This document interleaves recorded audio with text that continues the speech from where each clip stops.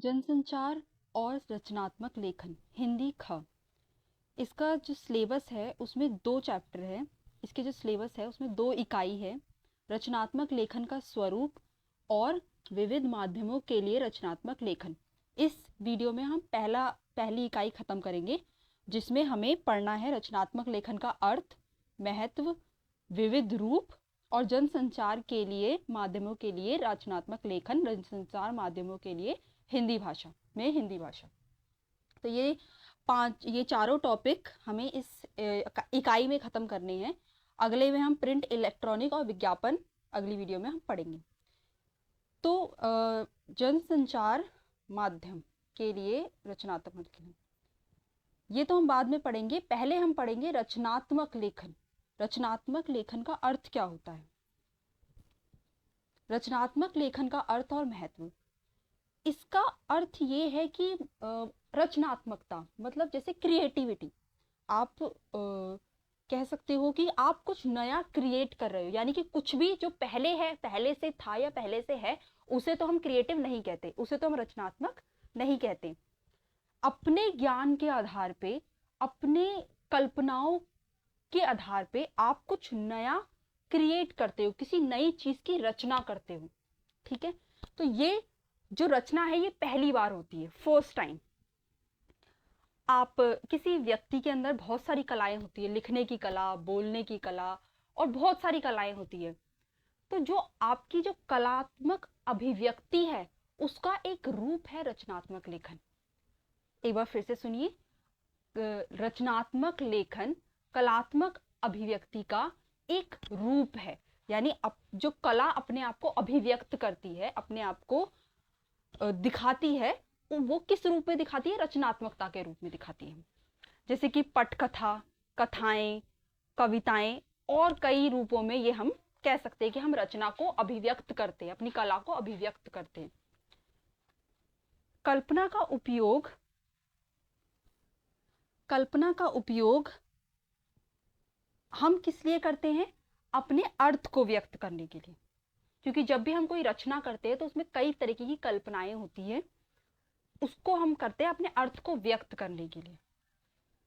दूसरा टॉपिक है कि रचनात्मक लेखन। ठीक है, हम समझ गए कि रचनात्मक लेखन होता क्या है, रचनात्मकता क्या होती है, रचनात्मकता क्रिएटिविटी क्या होती है, क्रिएटिव राइटिंग क्या होती है। हम समझ गए कि कुछ नया जब आता है हमारे अंदर से, कुछ नया निकल के आता है, कोई नई कविता, कुछ नए, मतलब हम किसी तरीके से शब्दों को, किसी तरीके से अपनी कल्पनाओं को, किसी तरीके से अपनी भाषा को ऐसे प्रयोग में लाते हैं कि कुछ नए का निर्माण हो, किसी नई चीज की रचना हो, उसे कहते हैं रचनात्मकता। और ये सबके अंदर होती है, हर व्यक्ति रचनात्मक होता है। बस फर्क इतना होता है कि हम उस पर ज्यादा काम नहीं करते, तो वो और डेवलप नहीं होती और विकसित नहीं होती। पर रचनात्मकता हर एक व्यक्ति के अंदर होती है। अगर व्यक्ति आज से शुरू कर दे लिखना, तो हाँ ठीक है, स्टार्टिंग में होगा कि आप इतना सुंदर नहीं लिख पा रहे हो, लेकिन धीरे धीरे आपकी शब्दावली बढ़ेगी, और आप लिखने के आदी हो जाओगे, तो आप बहुत सुंदर रचनाएं कर सकते हो। अब दूसरा टॉपिक है रचनात्मक लेखन का महत्व। इसके पहला महत्व है कल्पना। जब आप रचनात्मकता अपनी दर्शाते हो, आप कुछ रचनात्मक लिखते हो, तो आप क्या करते हो? आप अपने मस्तिष्क को आउट ऑफ द बॉक्स सोचने के लिए मजबूर करते हो, बॉक्स के बाहर सोचने के लिए मजबूर करते हो, आप प्रेरित करते हो उसको। तो जिससे आपकी जो कल्पना है उसमें कुशलता आती है, उसको एक अच्छी ऊंचाई मिलती है, वो और विकसित होती है। जब आप ऐसा करने लगते हो, जैसे आपके आपके वर्क प्लेस में भी, आपके कार्य स्थान में या आपके जीवन में बहुत सारी ऐसी समस्याएं होती है जिसका तभी के तभी आपको सोचना पड़ता है कि इस वक्त करना क्या है।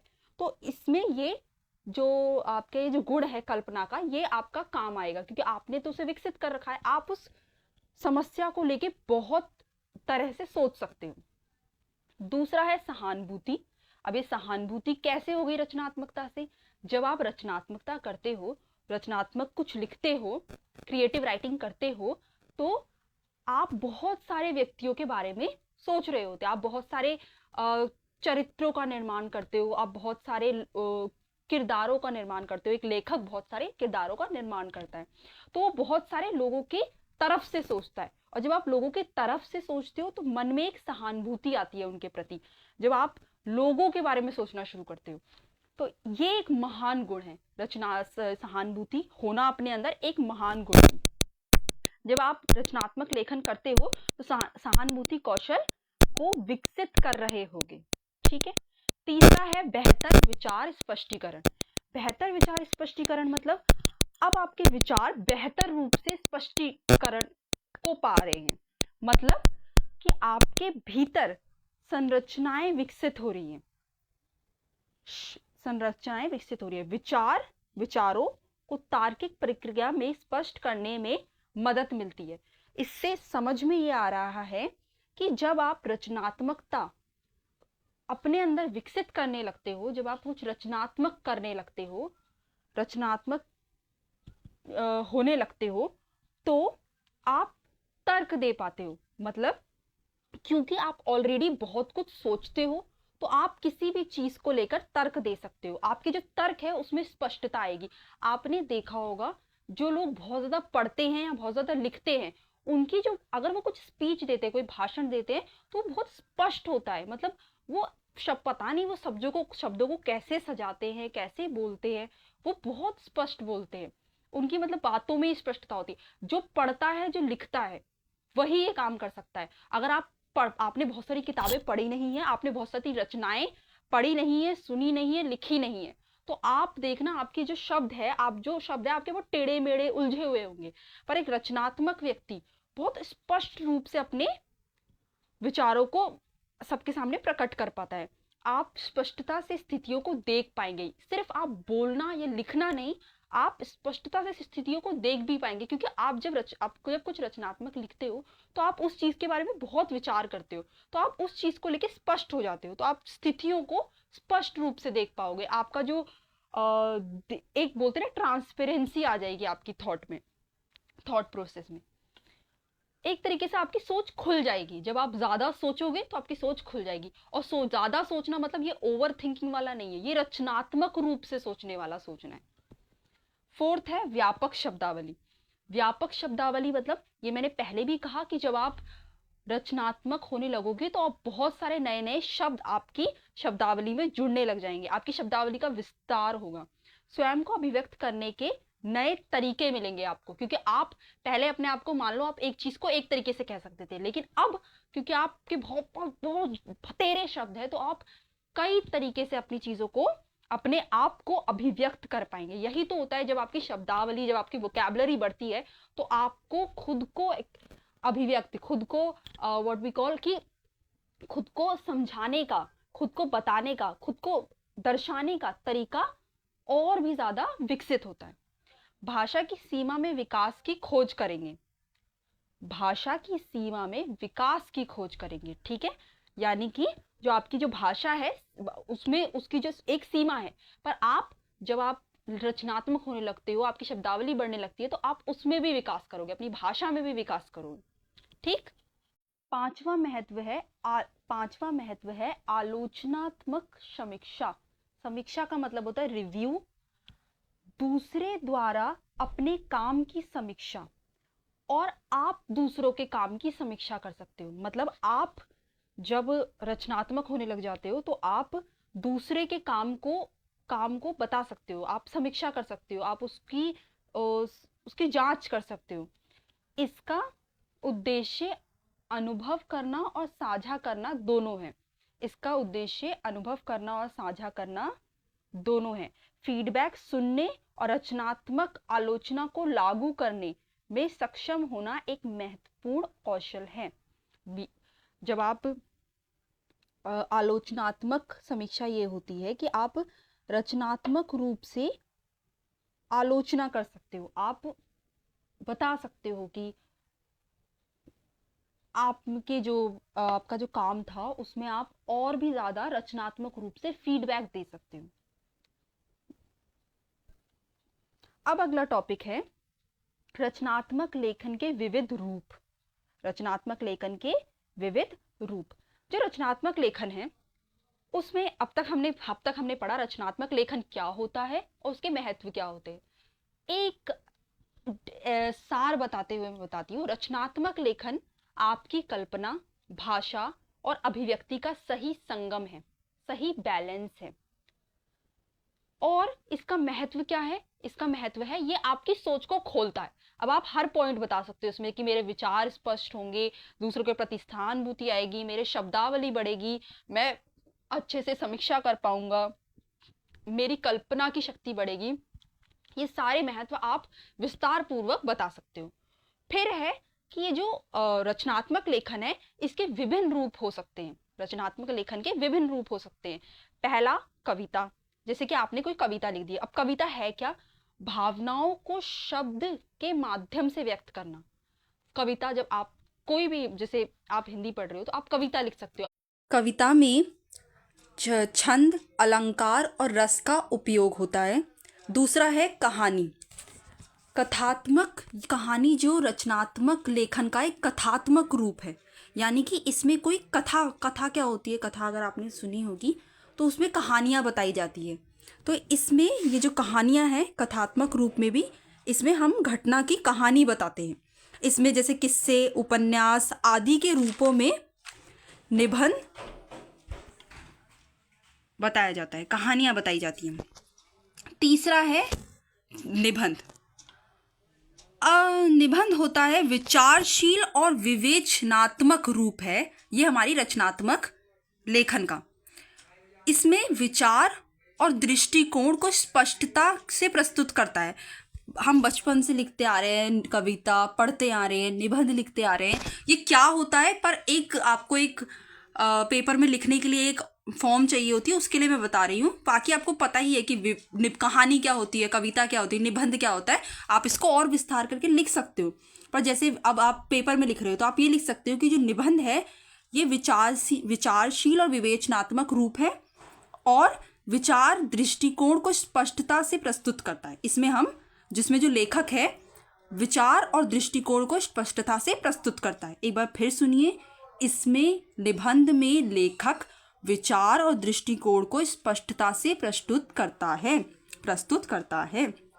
फिफ्थ है उपन्यास, जिसको इंग्लिश में नॉवल कहते हैं। मुझे लगा शायद लोगों को पता ना हो, नॉवल कहते हैं।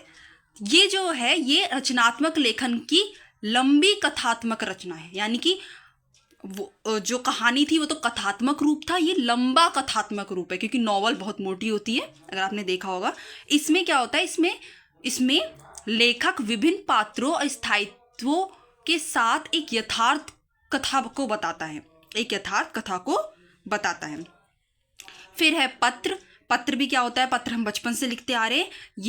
इसमें लेखक व्यक्तिगत या औपचारिक संदेशों को साझा करने का माध्यम है।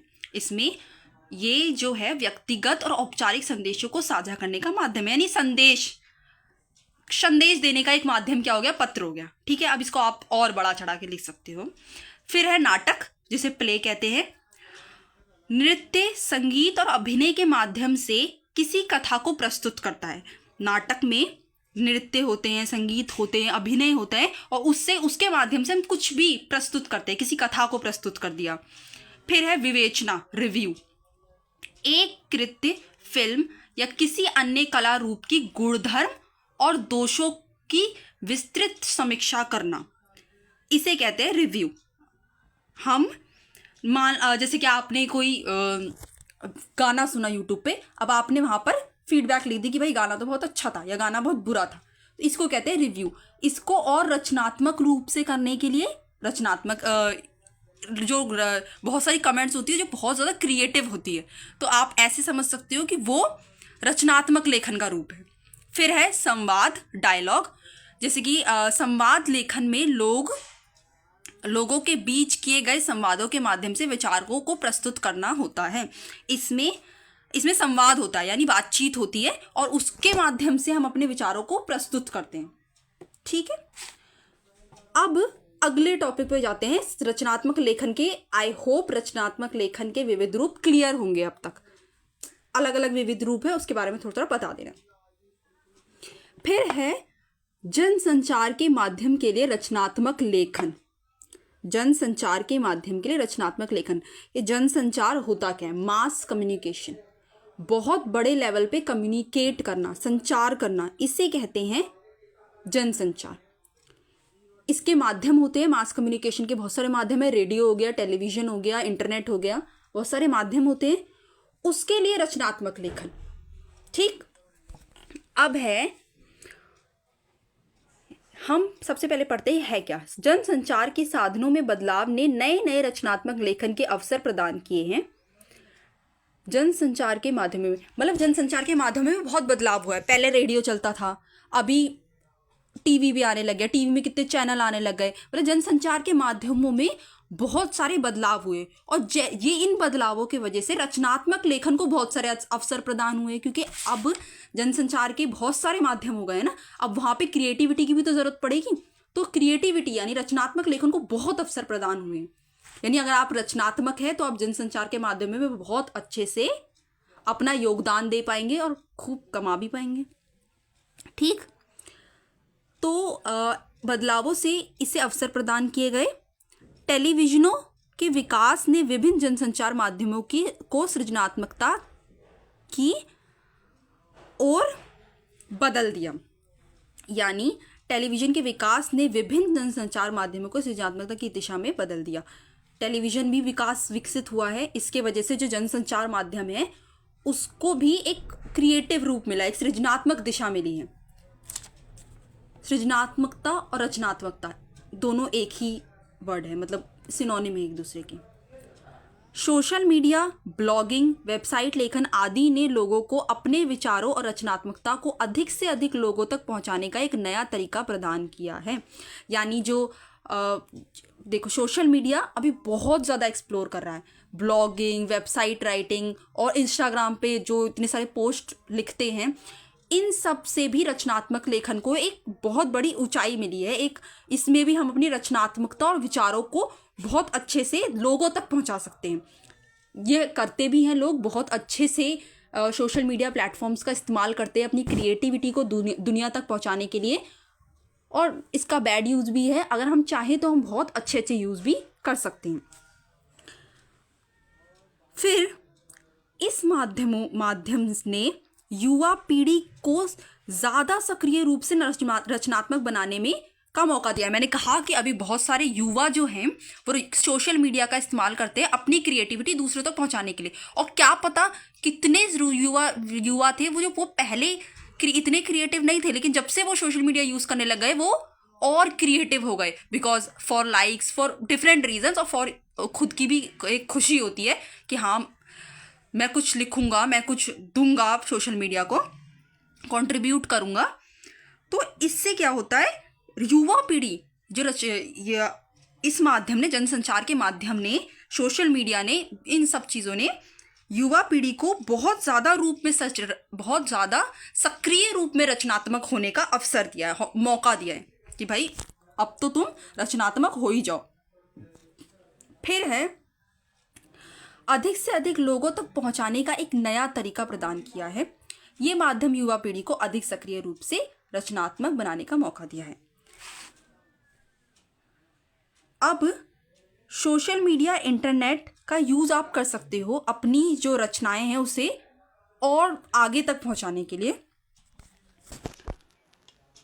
इंटरनेट के माध्यम से लोग अपने विचारों और कल्पनाओं को एक नई दृष्टिकोण से प्रस्तुत कर सकते हैं। ब्लॉगिंग और ऑनलाइन लेखन में अब अनगिनत युवा लेखन अपनी रचनाएं साझा कर रहे हैं। मैंने बताया कि युवा जो है आजकल बहुत ज़्यादा अपनी रचनाएं एक दूसरे से साझा कर रहे हैं। इससे समाज में नए दृष्टिकोण उत्पन्न हो रहे हैं।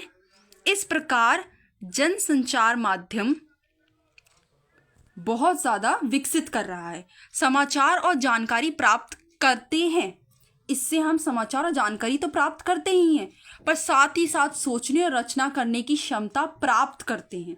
इससे समाज में गहरे संवादों का सृष्टि होना जो आदर्श और सांस्कृतिक मूल्यों की रचना करने में मदद करता है। यानी कि जैसे जैसे हम अपनी सोच और अपनी रचना की क्षमता को बढ़ा रहे हैं, जानकारी और समाचार प्राप्त कर रहे हैं, इससे समाज में गहरे संवाद की सृष्टि हो रही है और आदर्श सांस्कृतिक मूल्यों की रचना हो रही है। फिर इस प्रकार जनसंचार के माध्यमों के बदलते स्वरूप ने रचनात्मक लेखन को नई ऊंचाई तक पहुंचाया है। जनसंचार के माध्यमों में जो बदलते स्वरूप है उन्होंने रचनात्मक लेखन को बहुत ऊंचाइयों तक पहुंचाया है। इस टॉपिक का जो हेडिंग थी वो थी जनसंचार के माध्यम के लिए रचनात्मक लेखन। इस टॉपिक में हमने यही पढ़ा कि कैसे जनसंचार में जो नए नए माध्यम आ रहे हैं, नए नए स्वरूप आ रहे हैं, उसके वजह से जो रचनात्मकता है वो कितनी बढ़ रही है और हम कितने तरीकों से अपनी जो रचनात्मकता है उसे एक दूसरे के साथ साझा कर सकते हैं। अगला है जनसंचार माध्यम में हिंदी भाषा की स्थिति। जनसंचार माध्यम में हिंदी भाषा की स्थिति। हिंदी भाषा की स्थिति नॉर्मली क्या है? बोलचाल की भाषा है। हम जब बोलते हैं तो हिंदी भाषा का प्रयोग करते हैं। जी, हिंदी का प्रयोग कोई नई बात नहीं है। हिंदी का प्रयोग कोई नई बात नहीं है क्योंकि हिंदी का प्रयोग हमारे कार्यालय में, हमारे जो ऑफिसेज वगैरह है उधर होता ही है। स्वतंत्रता के बाद हिंदी का जो प्रयोग है वो बहुत ही विकासमान रूप से होने लगा। बहुत ज़्यादा यूज़ भी करने लगे हैं हिंदी को। सूचनाएं एवं खबरें सरकारी एवं व्यापारी वर्ग इसी भाषा का ही उपयोग करते हैं। कोई भी सूचना, कोई भी खबरें एक दूसरे तक पहुंचाने के लिए जो सरकारी एवं व्यापारी वर्ग है वो इसी भाषा का प्रयोग करते हैं। आधुनिक जनसंचार के माध्यम क्या है? दूरदर्शन, फिल्में, समाचार पत्र, इंटरनेट, ये जो है ये भी हिंदी भाषा का ही प्रयोग कर रहे हैं। रेडियो, समाचार पत्र, दूरदर्शन, सिनेमा, विज्ञापन, OTT, हिंदी सर्वत्र छाई हुई है। इन सब में हिंदी भाषा का प्रयोग होता है। वर्तमान समय में फिल्में, विज्ञापन एजेंसी हिंदी का विस्तृत साहित्य तथा साहित्य भी और साहित्यकार भी आदि हिंदी को वैश्विक संदर्भ प्रदान करने में योगदान कर रहे हैं। इसमें इंटरनेट की भी भूमिका अत्यंत महत्वपूर्ण है। यानी कि जो साहित्य है, साहित्यकार है, विज्ञापन एजेंसी है, फिल्में हैं, ये सब हिंदी को संदर्भ प्रदान करने में योगदान दे रहे हैं। साथ ही साथ इंटरनेट की भी बहुत इम्पोर्टेंट जो भूमिका है, इसमें महत्वपूर्ण भूमिका है हिंदी को संदर्भ प्रदान करने में। कैसे? इंटरनेट में कितनी सारी चीज़ें जो हैं हिंदी में होती है। ब्लॉगिंग, बहुत सारी वेबसाइट्स, बहुत सारी जगहों में हिंदी का प्रयोग हो रहा है। अब है हिंदी बड़े स्तर पर बोली व समझी जाती है। हिंदी एक ऐसी भाषा है जो बड़े स्तर पर बोली व समझी जाती है। बोलचाल की भाषा है, बोली व समझी जाती है, संपर्क भाषा बन चुकी है। ये एक संपर्क भाषा बन चुकी है। आपको किसी दूसरे से संपर्क करना है, आप हिंदी में ही संपर्क करते हो। भारत के साथ संपर्क करने के लिए हिंदी की अनिवार्यता विदेशी सरकार भी महसूस कर रही है। विदेशी सरकार महसूस करे कि भाई अगर भारत के साथ संपर्क करना है तो हिंदी भाषा आनी चाहिए। इसीलिए अमेरिका, चीन, यूरोप आदि जैसे प्रमुख देश हिंदी के अध्ययन की व्यवस्था कर रहे हैं। अपनी जगहों पे हिंदी के अध्ययन की व्यवस्था कर रहे हैं। विश्वविद्यालयों में हिंदी विषयों को लेकर BA, MA करने वाले बच्चों की भी संख्या बढ़ती जा रही है। अब जो कॉलेज स्टूडेंट्स हैं वो कॉलेज स्टूडेंट जो हिंदी ले रहे हैं उनकी भी संख्या बढ़ती जा रही है। विदेशों से भी छात्र छात्राएं हिंदी पढ़ने के लिए आते हैं केंद्रीय विश्वविद्यालयों में। महात्मा गांधी देश भर में अपने भाषण हिंदी या हिंदुस्तानी में दिया करते थे। टेलीविज़न एक महत्वपूर्ण माध्यम है हिंदी के लिए, जिसमें हिंदी समाचार चैनल, क्षेत्रीय चैनल और मनोरंजन कार्यक्रम उपलब्ध है हिंदी में। रेडियो भी हिंदी में समाचार, कविताएं और विभिन्न कार्यक्रमों का प्रसारण करता है। अखबारों और मैगजीन में भी हिंदी लेखन और समाचार प्रकाशित होता है। ये जनसंचार के माध्यम है जो हिंदी का प्रयोग कर रहे हैं। तो इसका मतलब है कि जनसंचार माध्यम में जो हमारा टॉपिक था, जनसंचार माध्यम में हिंदी भाषा की स्थिति वो ऐसी है कि भाई भलो टेलीविज़न में कितने सारे चैनल्स हैं जो हिंदी में हैं। Most of the channels Hindi में ही हैं। रेडियो में समाचार, कविताएं, विभिन्न कार्यक्रम हिंदी में प्रसारित होते हैं। अखबारों, मैगजीन में हिंदी में लिखी जाती है, समाचार प्रकाशित होते हैं हिंदी में। इंटरनेट में भी हिंदी में समाचार, ब्लॉग, साहित्य और सामाजिक साझा करने का माध्यम प्रदान किया है। इंटरनेट ने भी एक बहुत बड़ा प्लेटफॉर्म है। इंटरनेट का यूज करके आप हिंदी में ब्लॉग, साहित्य, सामाजिक एक दूसरे से साझा कर सकते हैं। सोशल मीडिया प्लेटफॉर्म पर हिंदी में बातचीत और जानकारी साझा की जा सकती है। ऐसा नहीं है कि सोशल मीडिया प्लेटफॉर्म में आप सिर्फ इंग्लिश का उपयोग करें, दूसरी भाषा का, आप हिंदी का उपयोग कर सकते हो। करते भी हैं हम लोग, बहुत संख्या में करते हैं लोग, हिंदी का उपयोग बढ़ रहा है।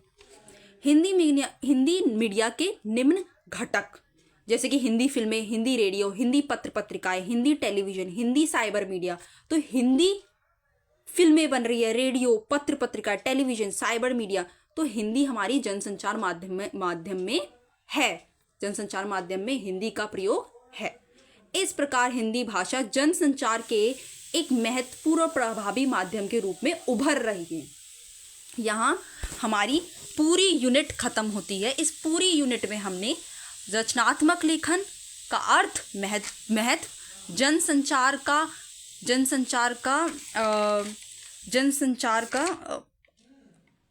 रचनात्मक लेखन के लिए जनसंचार और हिंदी भाषा में जनसंचार, हमने ये सब कुछ अच्छे से पढ़ा। आशा करती हूँ आपको ये इस वीडियो से कुछ समझने को मिला होगा। यूनिट 1 आपको क्लियर हुई होगी। बाकी आप थोड़ा और बढ़ा के लिख सकते हो। थोड़ा बहुत अगर इधर उधर से पढ़ सकते हो तो पढ़ लीजिए, आपका एग्ज़ाम अच्छा जाए। और अगर आपको वीडियो से कुछ भी सीखने को मिला हो तो इसे लाइक ज़रूर कीजिएगा, शेयर भी कीजिएगा। अगर किसी दूसरे को मदद हो जाती है तो इससे अच्छी बात और क्या होगी। धन्यवाद।